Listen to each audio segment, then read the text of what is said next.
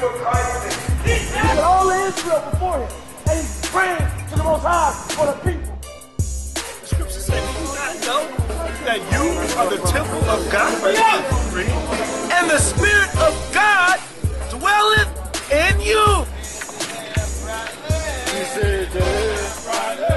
We are here to tell you who you are according to the scripture. That's right. You make up the 12 tribes of the house of Israel. That's right.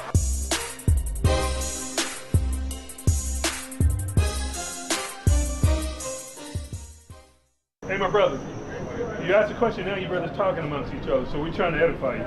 So, what do you know of the Kaaba? You know the history of the Kaaba? So, why are you asking us? You don't know the Kaaba, but yet you're asking us about Farrakhan. So I'm gonna just give you a little brief synopsis on the Kaaba. So go back in history. The Kaaba was originally a building, a place for our forefathers to worship in. So it was called the Kaaba. It was just a building. Then later in life, history, they come up with the stone, some meteor that fell. So they merged paganism, idolatry, with an actual event. So it's all idolatry when it comes down to it. But the Kaaba was just a building. And later they incorporated the stone. Then they incorporated, as the brother was saying, the Hodges. And what's that one we said about wood and stone? Can you read that again? And the Lord, the book of Deuteronomy, chapter 28, verse 16. Now they begin to worship that, okay? Now that's why you see the stone in a square box. It was actually a square building. It had a certain amount of dimensions. And this was done by Abraham, our forefather. That's how far that history goes back. Right. Okay? We only got a little time, but it's a broad subject, and it'll take some time to go into. Louis Farrakhan, give me Jeremiah, trusting on everybody. I think 1570. Louis Farrakhan, what do we think of?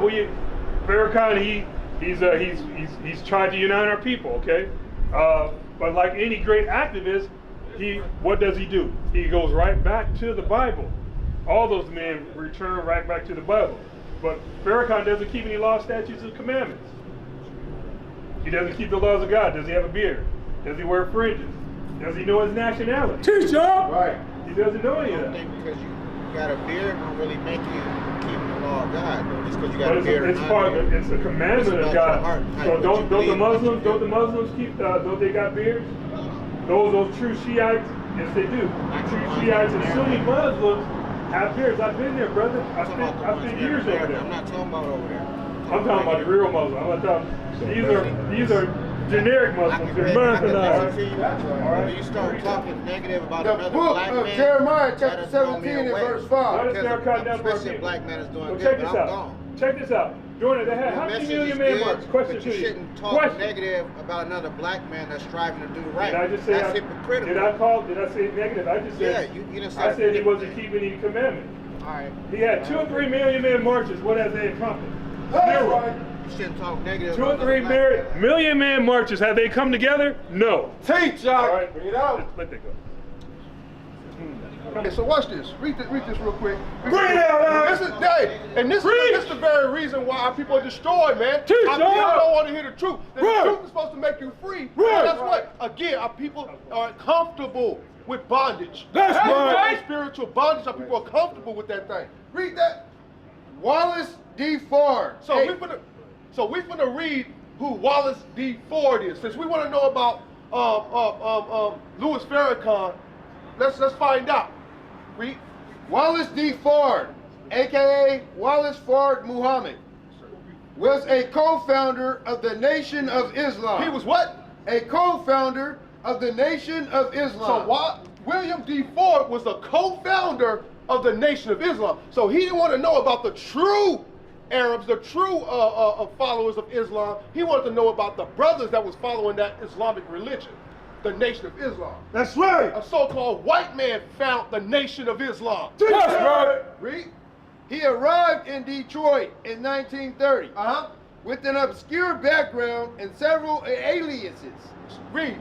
And taught a distinctive form of Islam to members of the city's African-American population. Right, read. He disappeared in 1934. So understand this. a so-called white man founded the Nation of Islam. That's right. That's who Elijah Muhammad and his teachers follow, a so-called Caucasian. Teacher. You understand that? Bring it so, up. Again, let's find out about Islam and where Islam comes from. Read. This is the from Babylon to Timbuktu, written by Rudolph A. Windsor. So he was a historian, a brother that went and found historical records and found out where all these false religions that our brothers and our sisters are getting themselves into, found out the origins of them things. And he's bringing it out in the book. Read that.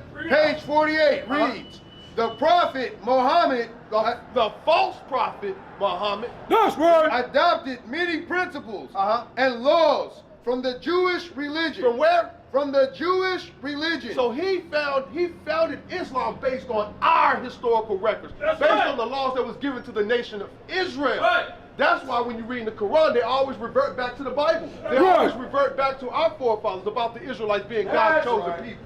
Watch this. Give me that Deuteronomy 28 and verse 15. Watch. Bring it up. Of Deuteronomy, chapter 28 and verse 15. Read. But it shall come to pass, It's going to happen. We're seeing this today. Read. if thou wilt not hearken unto the voice of the Lord thy God, Read. to observe, to do all his commandments and his statutes, which I command thee this day, Read. that all these curses shall come upon thee and overtake thee. So God said he was going to put curses upon us for not obeying him, not following his laws, statutes, and his commandments. You understand that? And one of those curses was this. Read that again in verse 64. Verse So 64. this is a curse that was put up on the children of Israel. Let's see if that curse still exists today. Let's see if that's still happening right now. Bring it out. And the Lord shall scatter thee among all people, from the one end of the earth, even unto the other. From Saudi Arabia, from Mecca. Mecca was a slave port. That's right. You understand? From one end of the earth to the other. Over here in the east coast of America, Virginia, those were slave ports. So it's the exact same thing. Read. And there Wherever we're scattered at by the Most High, read, thou shalt serve other we're gods. going to serve other gods. That's a curse. That's right. We're going to serve Caesar Borgia as Christ. We're going to serve the cobblestone and so on and so forth. Idol gods. Read.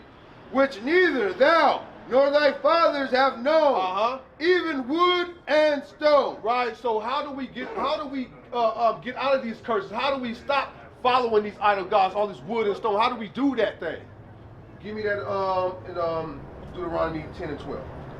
Actually, hold that. Give me 1 Kings 8. Bring it out. Give me 1 Kings 8:46. Watch this. Because, brother, you know you were Israelite. I know a little bit more, a lot more. I'm just listening because I like to hear you guys. So the question was, you know you were Israelite. My descendants fall in California. I'm the descendants of Queen Khalifa. Our descendants lay here. We own California, Hawaii, and Australia. Okay, so you from the Northern Kingdom. Which tribe you from? That would be the Cushite Kingdom. That would be Judah. Is it good? yeah, that's Levi. Levi. So you from the tribe of Levi. So you come from the Levitical priesthood. That's who your forefathers and them is, right? Okay, all praise to the Most High. So you understanding that you are Israel from the tribe of Levi. Yeah. You understand? You're a Jew according to the Bible. But get that real quick. The book of 1 Kings, chapter 8 and verse 46. Read. If they sin against thee, Right, because our people are still in sin right now today. That's right. You understand? But what did David say? for there is no man that sinneth not. So if we sin against God, because none of us have been without sin, read. That thou be angry with them, and deliver them to the enemy, so that they carry them away captives unto the land of their enemies. So that's saying the same thing as said in Deuteronomy 28 and 64, that we be scattered among all nations. Right. You understand? Why? Because God's angry with us. Read. Far or near, Far from the one side of the earth even to the other. Read. yet But if they shall bethink if themselves we remember who we are, read.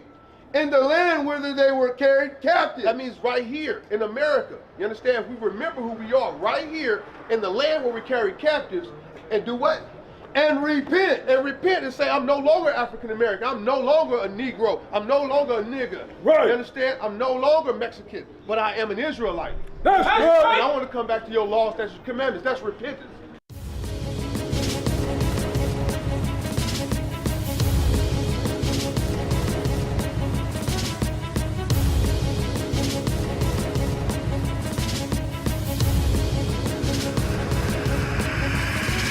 Shalom, Israel. I'm Elder Nathaniel of Israel United in Christ.